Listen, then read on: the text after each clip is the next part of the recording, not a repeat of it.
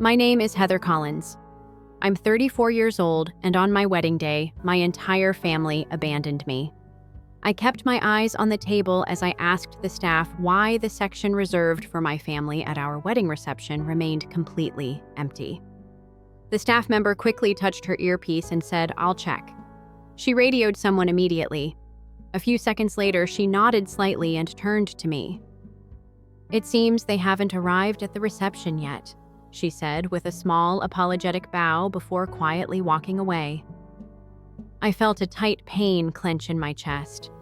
Today was supposed to be the most important day of my life after Jonathan and I got engaged.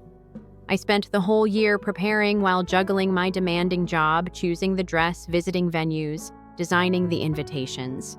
Everything was new and overwhelming, but their voices kept me going. My mother said, "I can't wait to see what kind of wedding it'll be." My brother added, "It'll be the kids' first wedding too. I hope it's something they'll always remember." Their words helped me push through even on those endless nights in the ICU. I wrote personal messages on each invitation, hoping to make them feel special. I even picked my mother's favorite flower for the centerpieces. I believed they were looking forward to it. I believed it with all my heart.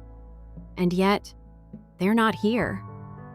I gripped my phone and started calling my mother, my brother. No one answered. It felt deliberate, like they were all purposely ignoring the wedding.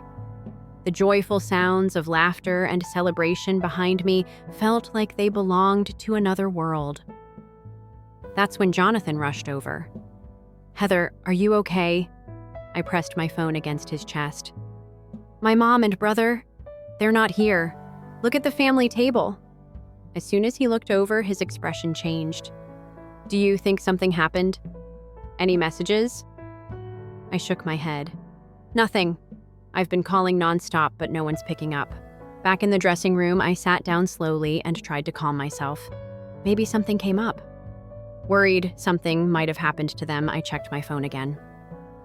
Calls, texts, emails, nothing. No messages. No read receipts. Why, they were so excited. Jonathan sat beside me and gently placed a hand on my back. "Maybe your mom had some kind of travel trouble. Flight delays or something. Even if that's true, they would have contacted me." Still gripping my phone, I thought aloud, I'm going to check Facebook. Facebook, I just have a bad feeling. Mom always posts something. Nervously, I opened the app. The most recent post hit me like a punch. A picture of a bright blue ocean and white sandy beach. My mother smiling behind oversized sunglasses. My brother's kids splashing in the water with inflatable rings. My brother and his wife laughing under a palm tree, cocktails in hand. Family trip to Hawaii. Best time ever. Family love #healing #vacation. My heart froze with an audible crack. This was posted today, right?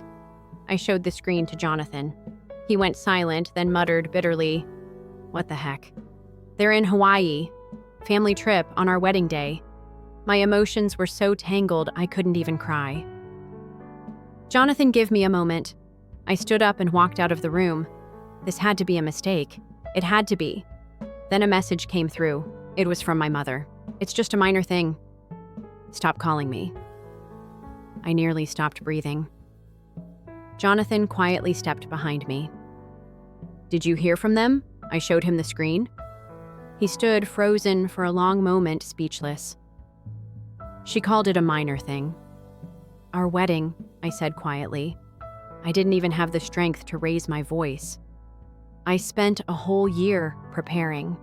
She kept saying how excited she was. "What kind of dress are you wearing?"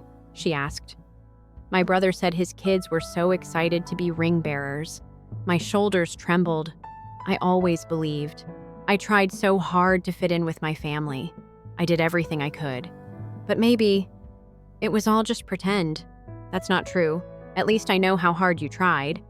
His words were almost enough to save me, but the thorns stuck deep in my heart wouldn't come out. "Tell me, what did I do wrong?" "You didn't do anything wrong." "Then why would they do this to me? Did I make some kind of mistake?" Jonathan suddenly took hold of both my shoulders. Heather, listen to me. You didn't do anything wrong. Your mom and brother, they're the ones who are wrong.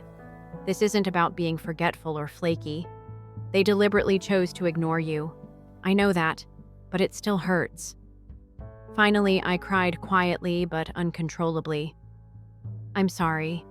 I didn't mean to ruin our special day. Don't apologize.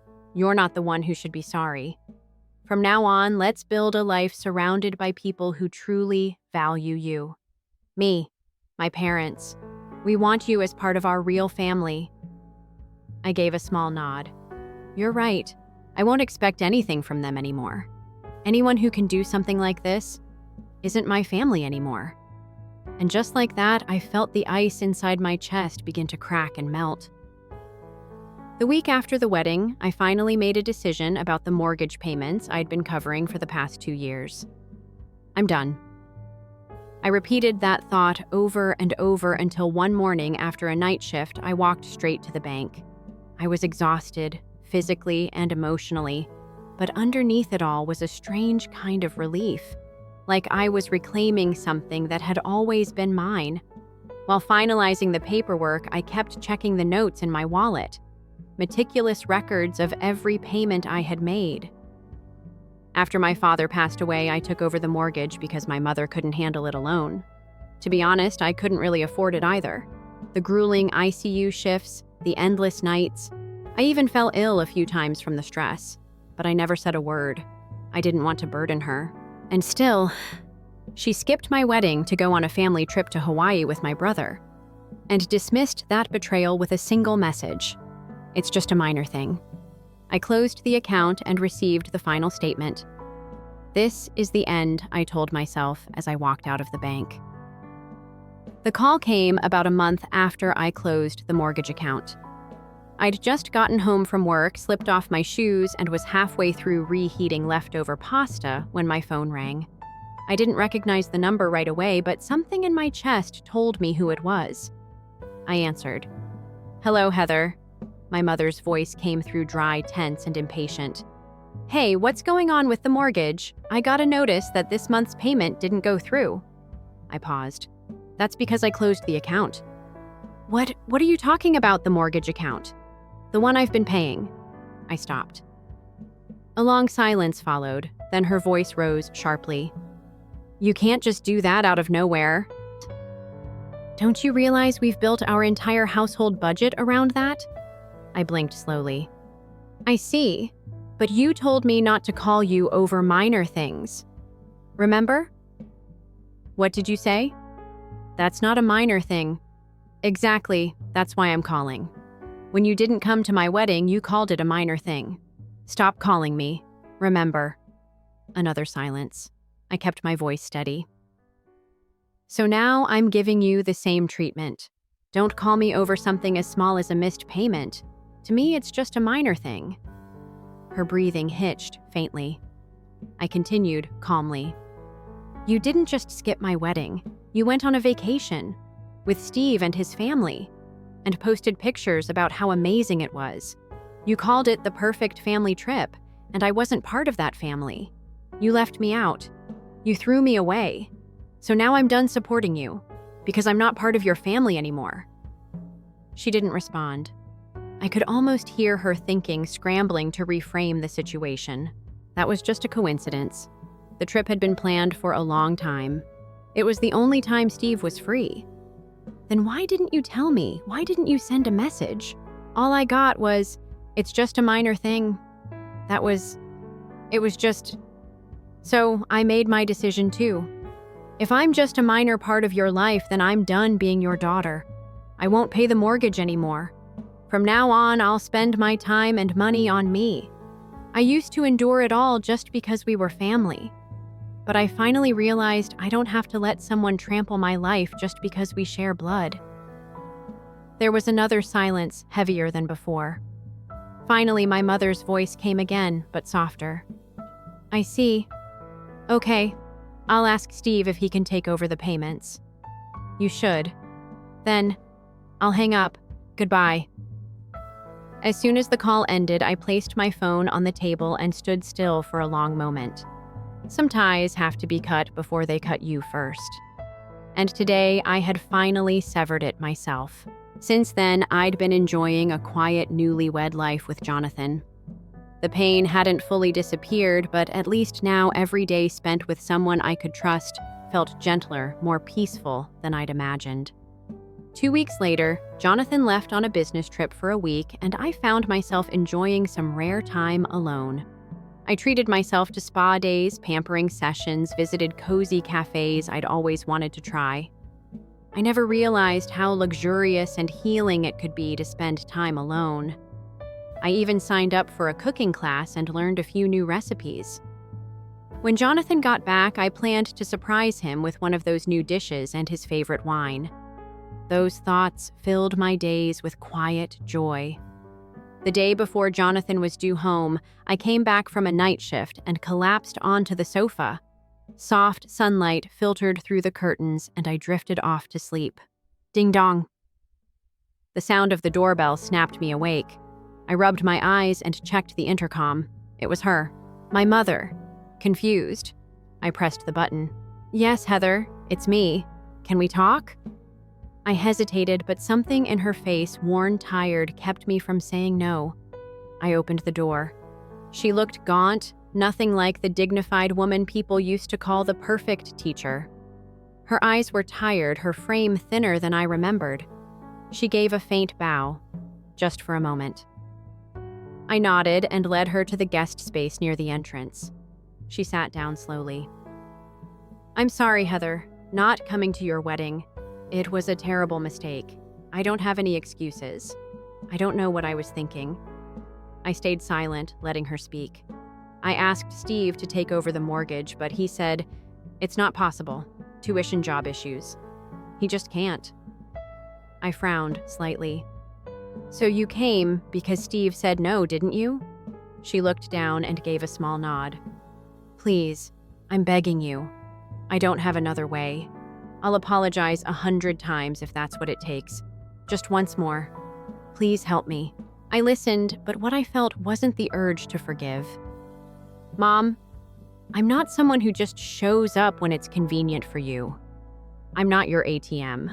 I paid that mortgage for 2 years without a word." "But what were you doing? Did you ever say thank you?" She stared at her hands clasped tightly in her lap. "I know I was wrong, but no. The moment you say but, your apology becomes meaningless. That's how it's always been. There's always a but. And somehow it becomes my fault. That's not fair. Not this time. I made up my mind that day. I won't give anything more to people who don't value me. Please, just this once, even just this month.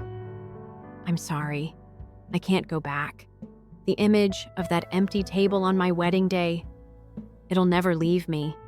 And when you brushed it off as a minor thing, something inside me broke beyond repair." She whispered, "Then what am I supposed to do now? That's for you to figure out." I stood.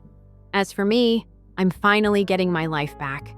My time, my money, my emotions, they're mine now. You don't have to be so cold. I'm not being cold. I'm setting boundaries. What I did for you all those years wasn't normal. It was excessive. This right now, this is what normal looks like." My mother stood up, staggered slightly, and caught herself on the wall. "Fine, I won't ask again.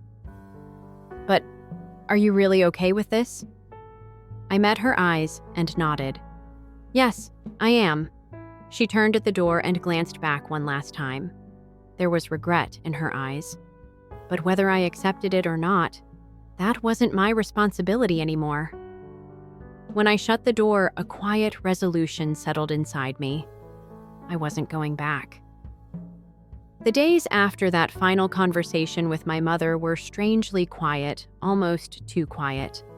I thought I had finally put the past behind me, finally drawn a line no one could cross again. But deep down, a small knot of unease remained. I didn't know why, just a quiet sense that something else was coming.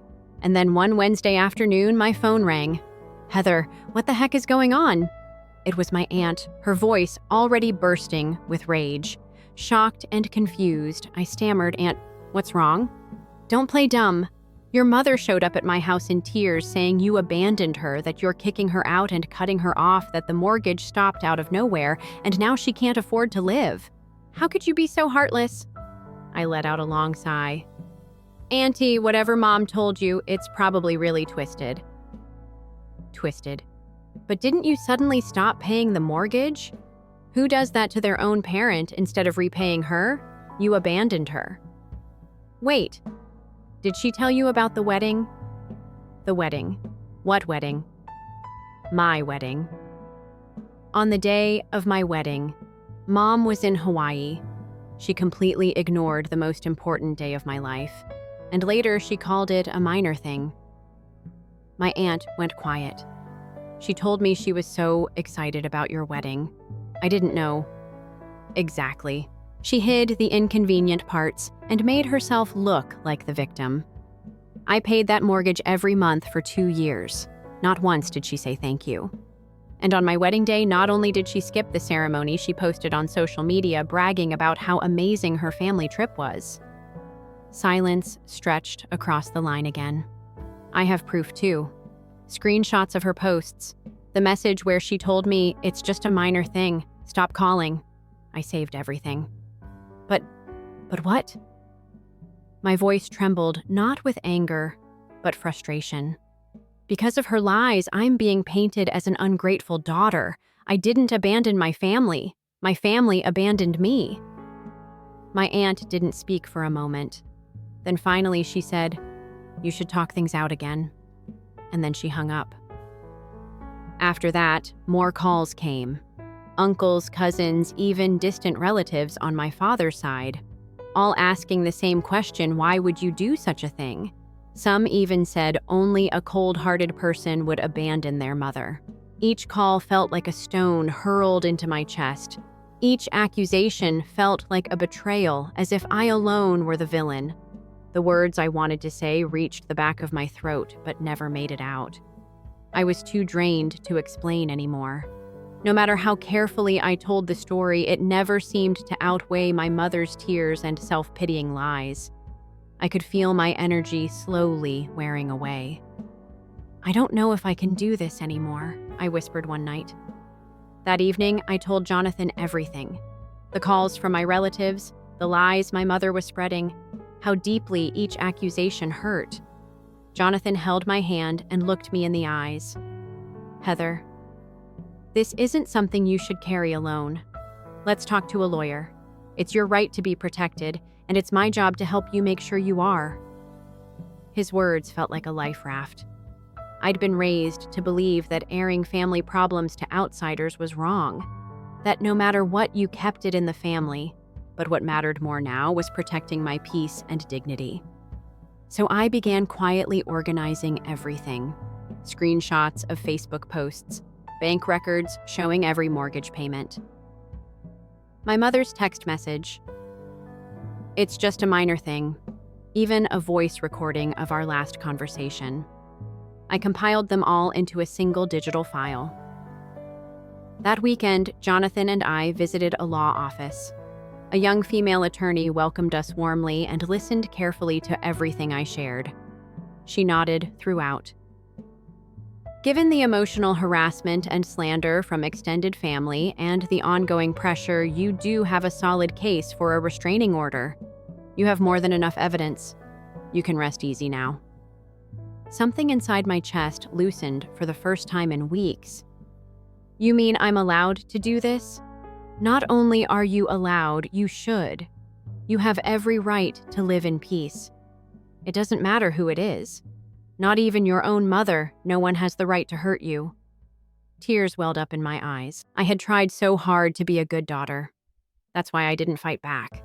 I kept forgiving. I kept enduring. But not anymore. Now I had to protect my life. A few days later, the restraining order was officially granted. My mother was prohibited from contacting me, visiting me, or pressuring me through third parties. No more phone calls, no surprise visits. Everything cut off. It was a painful decision. But it was also the first real freedom I'd felt in years. When I told Jonathan, he gently pulled me into his arms. You did the right thing." Those words made me feel like I could finally breathe again. I wouldn't let anyone make me feel invisible again. I had broken free from the chains of family. The week after the restraining order was enforced, my phone finally went quiet. The barrage of accusations from relatives and the nonstop notifications vanished as if they had never happened. The tightly wound string inside me slowly began to unwind. That day, I felt something shift. For the first time, I thought I never want to be hurt like that again. So I acted. It was the first time I'd ever drawn a line with someone I once called family. I had been terrified at first, afraid of being seen as cold or ungrateful. But now I was proud of the choice I made, proud to have protected myself. From now on, I can live for me.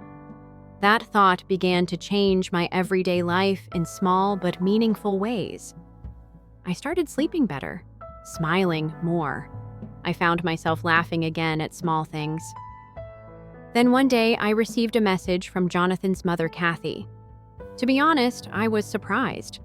From the beginning of our marriage, Kathy never overstepped. She respected my boundaries, always giving me space. But even so, she consistently showed me she cared. She'd send care packages with handwritten notes like, "Don't push yourself too hard," or "Message me. If you ever need anything, don't hesitate to reach out." Her kindness wasn't overwhelming or performative. It was gentle. And because it wasn't forced, it touched me even more. After the wedding incident, not only Kathy, but Jonathan's entire family began to treat me like I was truly one of their own. Surrounded by that warmth, my heart slowly began to open again. "We're having a little dinner party at the house next week," Kathy said. "We'd love for you both to come if you're free." Her voice was calm, inviting, never formal or pushy. "Thank you. We'd love to," I answered without hesitation. I truly wanted to go. It wasn't out of politeness or obligation, it felt like returning to a warm and welcoming place. That weekend, Jonathan and I visited his parents' home, and the moment we walked in, I felt something I hadn't felt in a long time: safe. Kathy greeted me with a warm hug and told me dinner was almost ready. The air smelled like rosemary and roast chicken, and the living room was filled with soft laughter and clinking glasses. Jonathan's dad, Martin, was pouring wine and chatting with their neighbors. There was no tension, no eggshells, no waiting for the next passive-aggressive remark. Just peace. As Kathy brought out the food, she looked at me and said, "Heather, I never got the chance to say this before, but you looked absolutely beautiful on your wedding day. I saw the pictures, your dress suited you perfectly." I blinked in surprise, then gave a shy smile. "Thank you. To be honest, I was incredibly nervous that day." "Well, you didn't show it at all. You stood there so confidently. I can see exactly why Jonathan chose you." Her words hit me like a wave. My own mother had never said anything like that. No matter how much I did, how much I gave, it was never acknowledged. It was simply expected. But here in this house, filled with warmth and light, I felt something deeper than relief. I felt seen. And then a few days later, my phone rang again. It was my aunt. "Heather," she said, her voice unusually quiet. "I owe you an apology." I didn't know what to say. "I completely misunderstood everything about you." Jonathan called me. He explained everything, how much you sacrificed, how much that wedding meant to you, and even the mortgage payments. He explained it all clearly and kindly. "I'm truly sorry for the things I said." A wave of surprise and quiet warmth flooded through me. That night, I turned to Jonathan. "My aunt called today," I said slowly. "She said you spoke with her, told her everything." Jonathan gave a small, sheepish smile and gently held my hand. "Yeah, I just couldn't stay silent anymore. You gave so much and they turned on you." It made me angry. I couldn't speak. A quiet, powerful warmth rose from somewhere deep inside me, and before I knew it, tears rolled down my cheeks. Jonathan, as always, pulled me into a gentle embrace and wiped them away. A few days later, another relative reached out. "To be honest," they said cautiously, "I don't think I can trust your mother anymore." The way she twisted the story, I never thought she was capable of that. His tone wasn't sympathetic, it was detached cold. And that's when I realized something had shifted. My mother and Steve were no longer being believed. Their story had started to unravel. Their allies were pulling back. But unlike before, I didn't feel vindicated. I didn't want revenge. I didn't want them ruined. I just wanted peace. And I finally had it. What they did to me, the betrayal, the dismissal, the lies, had already been paid back. Not by me, but by the quiet consequences of their own choices. They'd isolated themselves. They'd spent years making me feel like I didn't belong. And now, when I stopped fighting for their approval, they began to lose control. Meanwhile, my life was beginning to blossom. I started hosting little dinner parties at our place. Nothing fancy, just good food, good people, and real conversation. I joined a book club with a few other nurses from the hospital and started hiking again on weekends. Jonathan and I began talking about taking a trip to Italy the following spring. For the first time in my adult life, I felt light, untethered from old obligations. One morning, as I was cleaning out our closet, I found an old envelope tucked behind a shoebox. Inside were copies of mortgage statements, handwritten notes I'd made tracking every payment, and a folded piece of paper with a message I'd written but never sent. "I hope someday you'll realize how much I gave up for you," it read. "And if you never do, that's okay too." Because I finally realized it myself. I stared at the note for a long time, then gently folded it back and slipped it into a drawer. I didn't need it anymore. That chapter was closed. One sunny Saturday, Kathy invited us over again, this time for a barbecue. The yard was decorated with fairy lights and mason jar candles, and the grill was already sizzling when we arrived. Jonathan's cousins were tossing a football, and kids were chasing each other across the lawn. As I helped Kathy arrange the dessert table, she turned to me and said, "You know, Heather, I always hoped Jonathan would end up with someone like you. Someone strong. Someone kind. Someone who knows her worth." I felt my throat tighten. "Thank you," I whispered. "That means more than you know." She smiled and gently touched my arm. "Family isn't just about blood. It's about how people show up for each other. And you've shown up for so many people, Heather. You deserve to be shown up for too." Later that night, after the last guest had left and Jonathan and I were sitting in the car, I looked over at him. "Do you think it's really over?" "What do you mean, the chapter with my mother, with Steve, that part of my life?" He reached over and took my hand. "I think the chapter ended the moment you stopped begging them to be different." I nodded slowly. "Then yeah, I think it's over." That night, as I lay in bed, I thought about how far I'd come. I thought about the girl who had once believed that love meant sacrifice, that family meant silence, that if she just gave enough, they would finally see her. And I thought about the woman I was now, a woman who knew her own worth, a woman who didn't beg, a woman who didn't break. I smiled to myself in the dark and whispered, "Thank you, past me, for walking away." A few weeks passed, and I found myself settling into a version of life I didn't think was possible, quiet, grounded, and mine. I didn't realize how much noise my old family brought into my world until the noise was finally gone. Every day without a guilt-tripping message, every dinner shared with Jonathan's family instead of defending my existence felt like an exhale. Then one morning, I got a message from a former neighbor, an older woman who used to chat with my mother during her evening walks. She said, "Just so you know, there's a for sale sign outside your mom's house. Looks like she's moving." I didn't reply. I didn't feel shocked or victorious. I just stared at the screen for a moment, then placed the phone down and kept folding laundry. That's when I realized how much I'd changed. The woman I used to be would have called to ask if everything was okay, maybe offered help, maybe even gone back to paying the mortgage. But I wasn't her anymore. A few days later, my cousin Dana reached out. We'd been close growing up, but drifted apart when I started pulling away from the family. Her message was short, but meaningful. "I'm sorry I didn't believe you earlier. I see it now. Aunt Linda lied, and I see how badly she treated you. If you ever want to talk, I'm here." I read it 3 times before replying, "Thank you, that really means a lot." That night, Jonathan and I walked around the neighborhood holding hands, laughing about a ridiculous patient story I'd told him earlier. There was no sadness in my chest, no heaviness in my gut, just lightness. We passed a house with a glowing porch and kids playing on the front lawn. I pointed and said, "That one.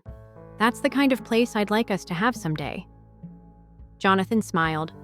"Then let's make that someday real." And just like that, we started dreaming forward again.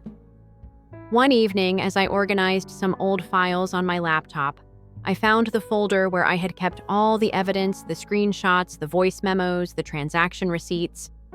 I hovered over it, considering. Then, without ceremony, I dragged the folder to the trash and clicked delete.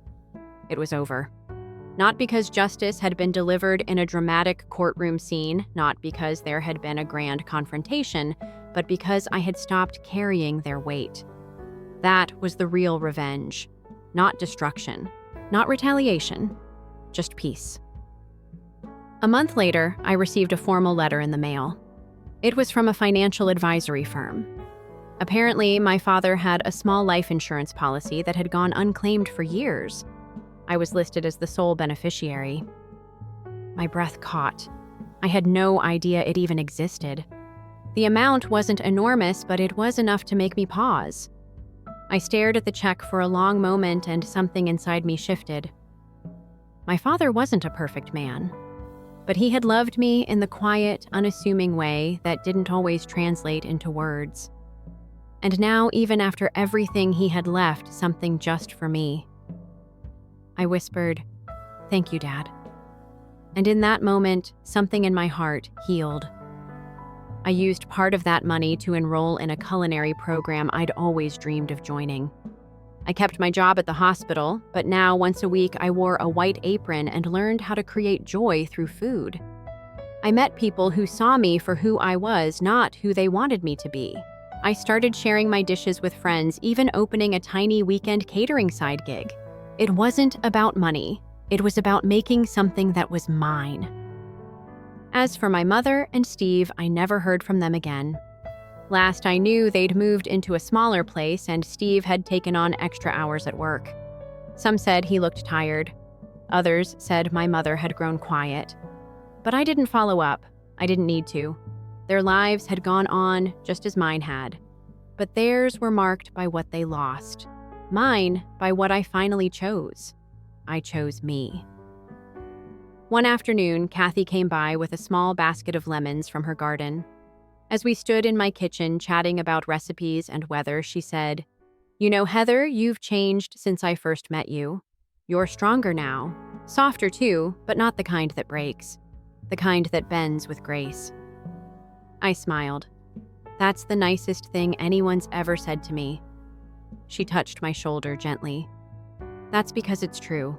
After she left, I sat by the window, a cup of tea in my hands, and watched the sun begin to set behind the trees. I thought about everything I'd lost and everything I'd found. I thought about how pain had once been my normal, and how now peace felt strange but good. I thought about how long I had waited for someone to save me, not realizing I had always been strong enough to save myself. And then I closed my eyes and whispered to the woman I used to be, the one who cried on her wedding day, clutching her phone in a room full of laughter she didn't feel part of. You made it, and you didn't just survive. You became free. And that, more than anything, was the ending I'd never expected but always needed. Story 2. I'm Wendy Ford, and I'm 32 years old.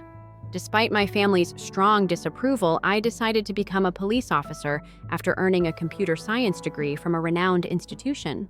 I've established a strong career, resolved several cases, and gained the respect of superiors and coworkers during the last 10 years. But no matter how much I succeed, my family has never approved of me. I'm still just a beat cop to them, giving out traffic fines on the side of the road today. Susan, my mother, launches almost every monthly family conversation in that manner, her voice brimming with the suggestion that my work somehow devalues me. I understand that patrol may be exhausting, but perhaps you might strive a bit higher. She speaks as though society is burdened by my efforts. I respond, my voice thick with fatigue. I've explained this so many times. However, she never pays attention. Thomas, my dad, works as a senior management at a big tech business. Kelly, my younger sister, is enrolled at a prestigious graduate institution to pursue a PhD in computer science. Every time we get together as a family, we talk about my father's most recent promotion or Kelly's research. One disparaging remark about my work, such as still doing that job. Seeing a bright mind like yours squander away in law enforcement is difficult. According to my father, he always gets lost when you're still driving about in a patrol car while all your classmates are prospering in Silicon Valley. However, the words that are not spoken when performing a pointless task linger in the air. Of all of them, Kelly is the most direct. You've always been adept at escaping the actual world. In front of me, she once said to her friends, "You don't want real competition." Thus, you disguised yourself behind authority by donning a uniform. In college, you were really intelligent. What a waste. I've made repeated attempts to convey the intricacy and significance of my work, as well as how intellectually challenging and socially significant it is. Making decisions under duress, examining the evidence, dealing with criminals through psychological games. Every day brings fresh hurdles when it comes to using legal knowledge in real time. My family, however, won't listen to it. I'm merely an illustration of a wasted education in their eyes. My mother asks, "Did your salary go up even after I tell them about a promotion?" Still, it's likely less than half of what Silicon Valley residents earn. My father dismisses an award I win as a local distinction. Correct, I guess it's not a national one. No, it's never enough no matter how hard I work or how much I accomplish. What about the irony? Even the fact that I work at the federal level is unknown to them. "You really need to wake up," Kelly once told me. "You will always be a police officer." My fiancé, Ryan, is an elite professional. The fact that my sister works as a police officer is embarrassing. Ryan and I had never even met. Her remarks were profound, but I had no idea what he did for a job. I made the decision to stop discussing my work with them at that point. I didn't need their understanding if they weren't willing to do so. I would just continue on my own in silence on my own terms. The fact that my family took my financial support for granted, however, was what pained me the most. I initially offered because I so badly desired their affection and acceptance. Although it said that love cannot be purchased, I was attempting to do just that. I tried to demonstrate my value with money when they refused to acknowledge it through my career. I covered everything, including Hawaii cruises and our yearly family holidays. Each journey cost between $10,000 and $20,000. And I remained silent. "This year, where should we go?" With excitement, my father would inquire. "How about Italy every spring?" Kelly would adore that. "That sounds fantastic." Mom's eyes would brighten. "We're counting on you once more," Wendy and I would persuade myself that this would please them. "I'll be needed by them. Perhaps they will at last value me. If they despise my profession, I could at least contribute monetarily." As if it were her right, Kelly insisted on opulent accommodations. And my mom enjoyed every fancy meal. Outsiders said that our family's combined savings were the reason for the excursions. Actually, every time I saw their happy smiles on those excursions, I paid for everything out of my own paycheck. Maybe now they'll realize my worth, I told myself. However, nobody ever asked how a traffic cop could afford all of that. There was never a word of appreciation, only trite comments like, "Well, since she works for the government, her pay must be steady," or "It's nice to have a sensible daughter like her." I had attempted to purchase love, but all I got in return was contempt and a lack of interest.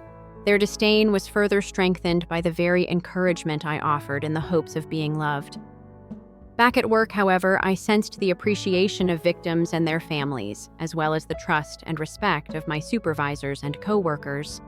The profound sense of fulfillment that results from helping society, as well as when a case is solved. That's what sustained me. The desire for my family's acceptance, however, never completely went away. I continue to worry if they will ever recognize me for who I truly am. In actuality, my police work has taken me in a much more specialized and important direction than they could have ever envisioned. I am in my 3rd year of service. The Cybercrime Division was given my assignment. I was able to put my degree in computer science to real use for the first time. Every day presented fresh difficulties, such as hacking cases online, fraud, corporate espionage, child exploitation takedowns, and intricate modern-day digital crimes that continuously challenged my thinking. My technological know-how and analytical abilities immediately became apparent. Everything I had studied in college had finally found a home, whether it was in decrypting encrypted communications, recovering digital evidence, or reverse engineering malware. Some coworkers even started referring to me as a genius. The destruction of a global cybercrime organization stands out as one of the most notable examples. We discovered their tactics after 3 years of continuous harm in several nations, and at the age of 28, we assisted in the ringleader's prosecution. The FBI called to recruit as a result of that case. Deputy Director Lucy Johnson remarked, "We have been waiting for someone like you. The recruiter. We want you to work on national security critical assignments in the FBI's cyber division.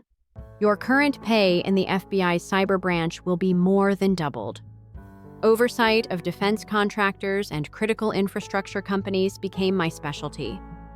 The safety of the country was directly threatened by any security lapse in these areas.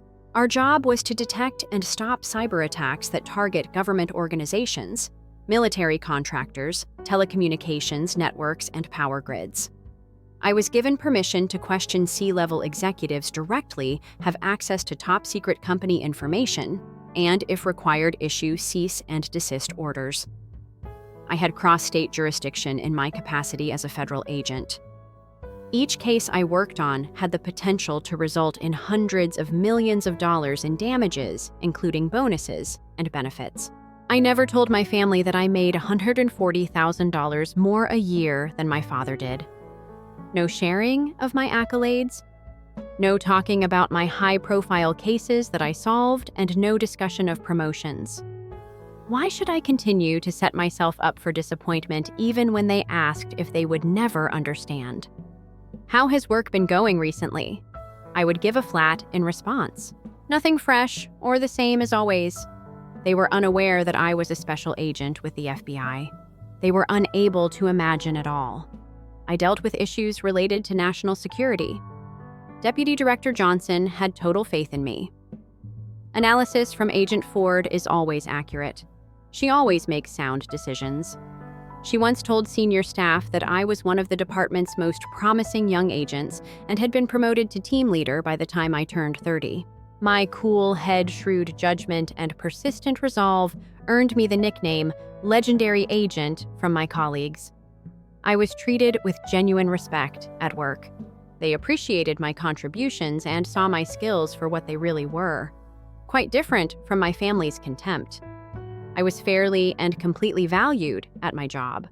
I was respected by my coworkers. My supervisors trusted me, and I was admired by my staff. I wasn't a wasted law enforcement talent here. On the front lines of national security, I worked as a specialist. I was still only giving out traffic citations to my family, though. Their prejudice was so ingrained that there had been numerous opportunities to tell them the truth. I was too tired to fight it anymore. My true self would never be seen by them.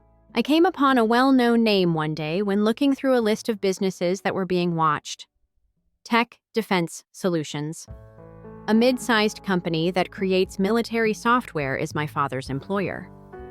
Serious cybersecurity flaws were discovered during recent audits. I couldn't help but notice the irony as I gazed at the listing. Professional ethics, however, came first. I carried on as I would have in any other instance, keeping my familial connection a secret from everyone. Deputy Director Johnson was not even notified. Personal feelings had no place in this job. A thorough examination of my father's business was soon approved. It was decided that the cybersecurity flaws posed a national security risk. I thought this could be the ideal chance to finally tell my family the truth when I was named lead investigator. However, on the day of the inspection, a surge of mixed feelings stemming from years of being rejected accompanied that revelation. I assumed the full power of an FBI special agent by dressing in my professional black suit. I got to Tech Defense Solutions first, but when I parked my car, I was in for a surprise.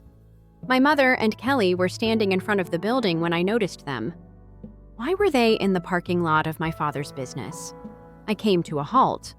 This was not what I had expected. My father left via the main door at that very moment. "Well done, Dad, today." It was Kelly's voice. "I take it you're nearly finished for the day?" "Yes, just finishing up."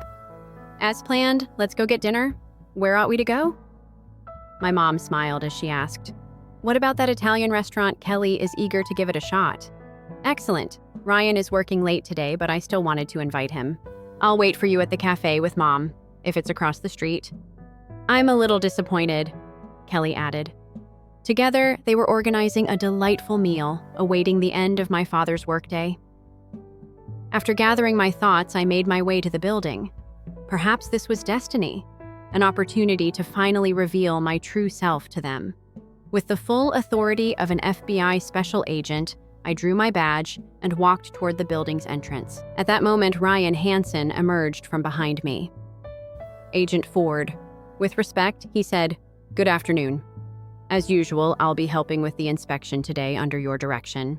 Kelly looked around and gasped as soon as he finished speaking. "What are you doing here, Ryan?" "Delighted," she hurried over. "I didn't know you were here. What a sweet surprise." However, the excitement was cut short by my mother's perplexed murmur. "Was that a girl that back?" She had a strangely familiar appearance. I spun around, and as I saw their expressions shift, my father's face lost its color. "Wendy." Mom froze, mouth open a little. What after?" A few seconds of staring at me, Kelly stumbled. "Why are you here, Wendy? You're wearing a suit," but why Ryan was obviously perplexed as he glanced between my family and me. "Is something wrong?" Calmly, I answered. "No issue. Let's carry out the inspection as planned." However, my father interrupted in a faltering tone. "You're a special agent with the FBI, Wendy." "Yes," I stated rather clearly. "I work for the FBI as Special Agent Wendy Ford. I'm here today to inspect this plant for cybersecurity issues." Kelly looked across at Ryan. "Have you just given my sister a call?" Your supervisor, Ryan, appeared even more perplexed. "Indeed. My direct boss is Agent Ford. Our crew is led by her." Then, with a surprised expression, he turned back to face Kelly. "Kelly, you believed your sister to be a police officer." "She's obviously upset," Kelly said. "She was, after all. Why the FBI?"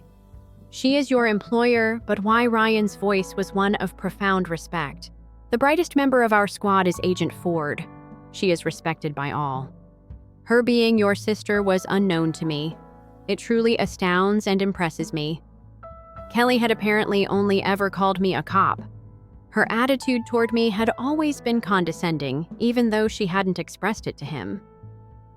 I gave myself permission to smile a little. Kelly's fiancé greatly liked the renowned boss who was also the awkward cop sister she constantly talked about. They suddenly had to acknowledge that Ryan's greatest regard was for the woman they had written off as merely a traffic cop. My mother's voice was shaking as she spoke again. "Wendy, her immediate supervisor. However, she works as a police officer. She is employed by a station." Still calm, I interrupted. "I have 5 years of FBI experience." My dad stumbled back and slumped onto a chair close by. "Then you are in charge of the inspection today." "Indeed. For this case, I am the principal investigator. I attested. The group sank into a thick hush. I looked across at Ryan. Let's set aside personal problems for the moment, Mr. Hansen. First up is Burke. Ryan answered in a hurry. Indeed, Agent Ford. I'm sorry. Once more silence. My family remained speechless, only now starting to realize that the daughter they had rejected for 10 years now occupied a position much beyond their wildest dreams, leaving Kelly Ryan and my astonished mother behind. To start the examination, my father and I went inside. I put aside my emotions as the inspection went on and gave my all as a shrewd, methodical investigator. From another room, my father watched. Slowly, his face changed as he observed me in action. The configuration of your firewall has serious flaws. Standing next to Ryan, I firmly informed the lead technician.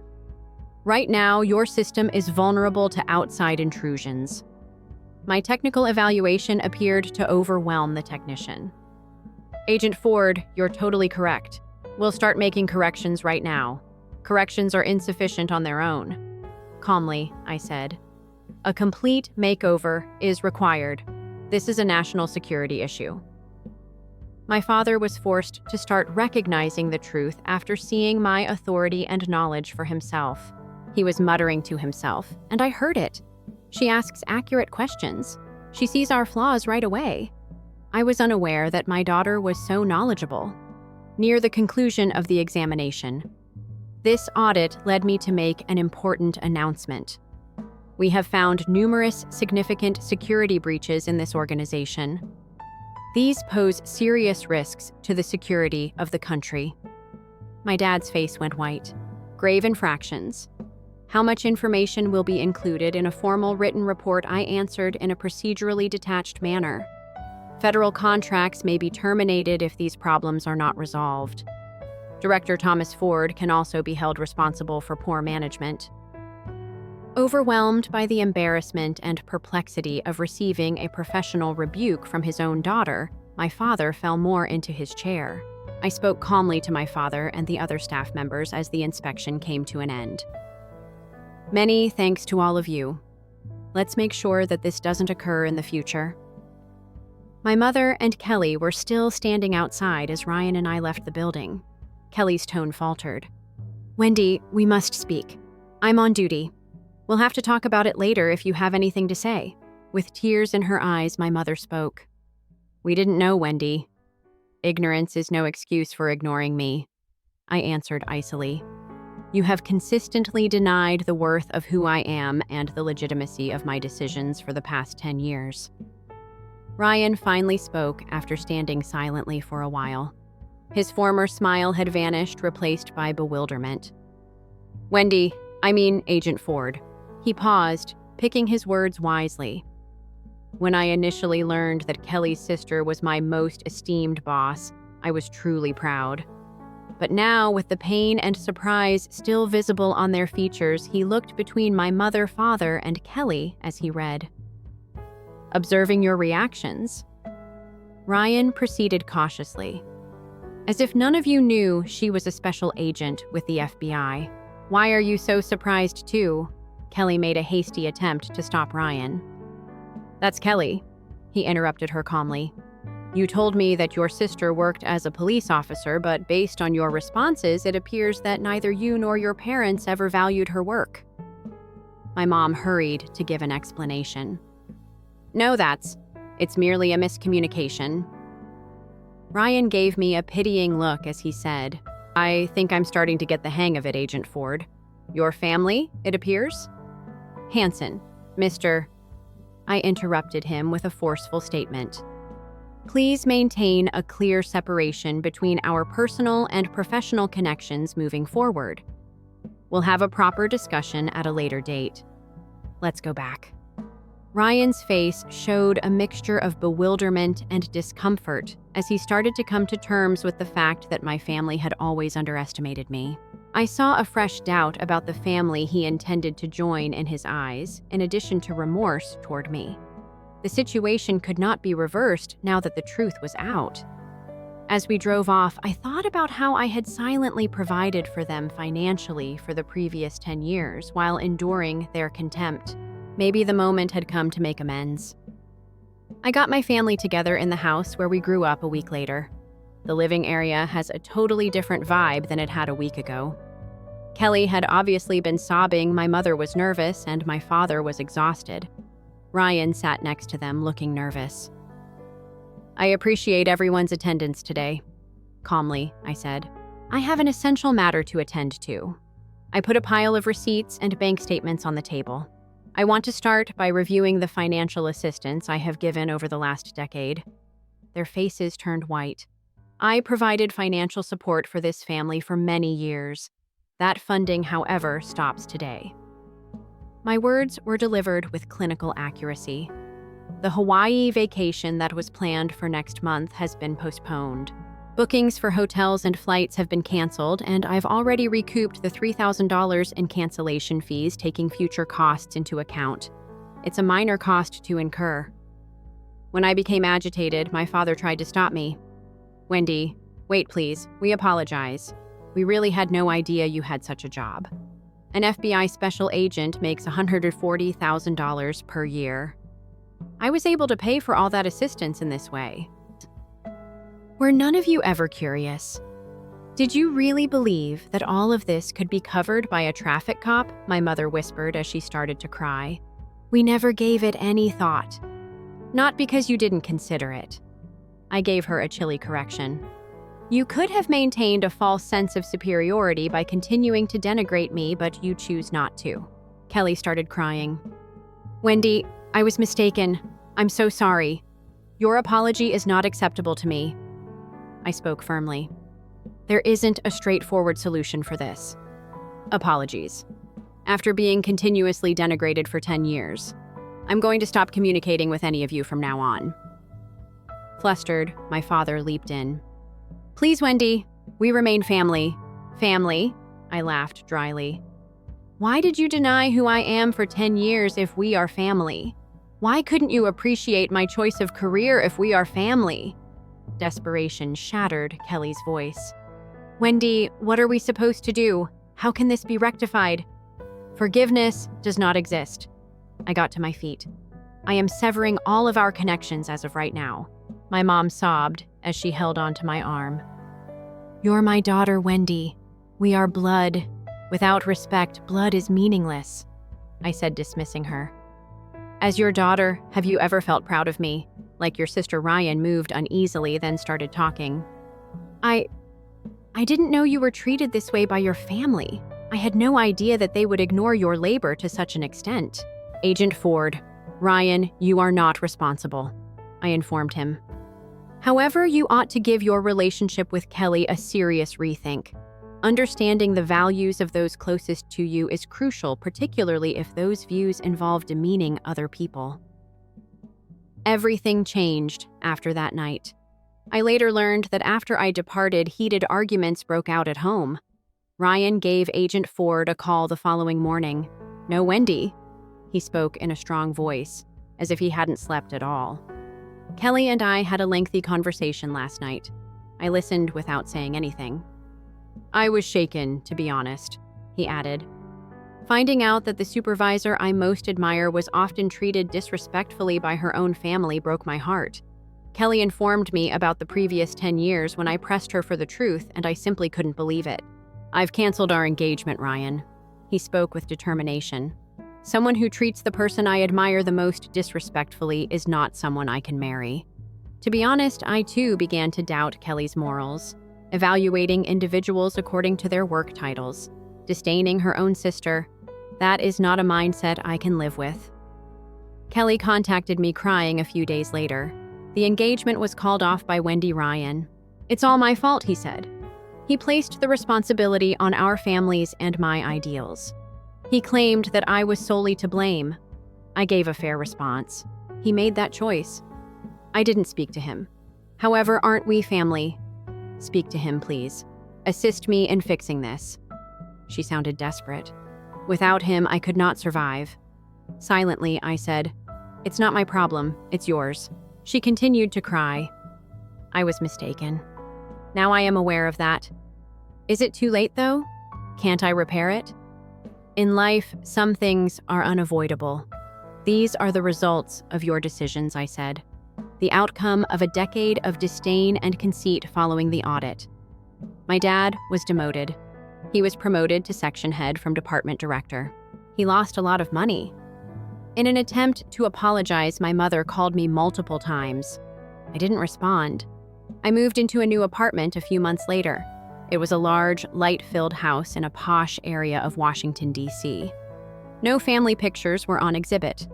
Rather, I framed newspaper cuttings from cases that were resolved commendations and pictures of myself with colleagues. Deputy Director Johnson visited my office one day. "Hello, Agent Ford. How are you? I've heard that you've been juggling some family issues." I smiled and said, "I'm doing great. Now that I don't have to worry about getting their approval, I can concentrate entirely on my work.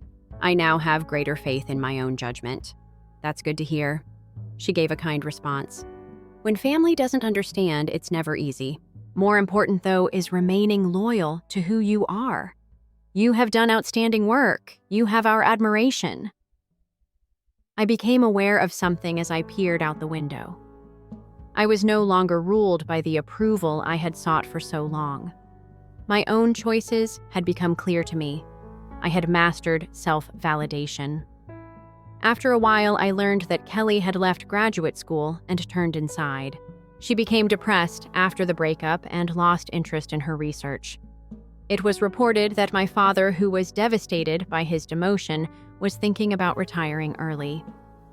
Strangely enough, my mother had started boasting to the neighborhood that my daughter was an FBI agent. But I no longer cared about any of that. It was the result of their own decisions whether they were struggling or ultimately regretting their history. In the meantime, Ryan received a promotion and is currently among my most reliable subordinates. He occasionally inquires about Kelly's well-being. I always respond in the same way. I'm no longer concerned about that. After 6 months, I achieved a significant breakthrough. I oversaw the destruction of a global cyber-terrorist network, averting a major assault on vital U.S. infrastructure. The FBI awarded me the Director's Award for it. Additionally, national news outlets covered the story. To congratulate me, my parents attempted to contact. My father left me a voicemail, which I ignored. "We're quite pleased with you. We spread the word about you." I didn't listen to the others before deleting it. I was no longer living a life that depended on their approval. I was also living my life at work on my own terms for the first time.